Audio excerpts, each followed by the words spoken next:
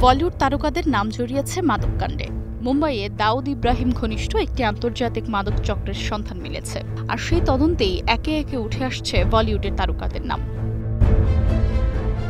ভারতীয় বিভিন্ন গণমাধ্যমের খবরে এসেছে, ভারতীয় মাদক বিরোধী তদন্ত বলছে দুবাই থেকে পরিচালিত এক সিন্ডিকেট ভারতের বিভিন্ন রাজ্যে মেফেড্রন বা এম-ক্যাট সরবরাহ করত, পাচার করা হতো বিদেশেও। চক্রটির নেতৃত্বে ছিল পলাতক মাদক বাহক সালিম দোলা আর তার ছেলে তাহের দোলা। আগস্টে আটকের পর তাহেরকে দুবাই থেকে ভারতে আনা হলে সেই পুলিশের কাছে দিয়েছে এমন তথ্য।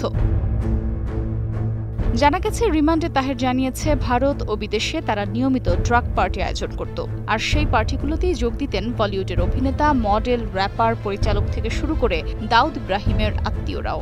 তাহেরের দাবি, পার্টি আয়োজন থেকে শুরু করে সেখানে মাদক সরবরাহ সবই করত সে নিজেই। তাহেরের দেয়া তথ্য অনুযায়ী মিডিয়ার রিপোর্টে যে নামগুলো উঠে এসেছে তার মধ্যে আছে Shraddha Kapoor, Nora Fatehi, rapper Loka, socialite Orry এবং পরিচালক জুটি আব্বাস মাস্তানের নাম। এছাড়া বাবা সিদ্দিকীর ছেলে জিসান সিদ্দিকীর নামও এসেছে নথিতে। তবে এখনও কোনো অভিযোগই আদালতে প্রমাণিত হয়নি, চলছে তদন্ত। তবে বলিউড তারকাদের নাম এভাবে সামনে আসায় রীতিমতো অবাক সবাই।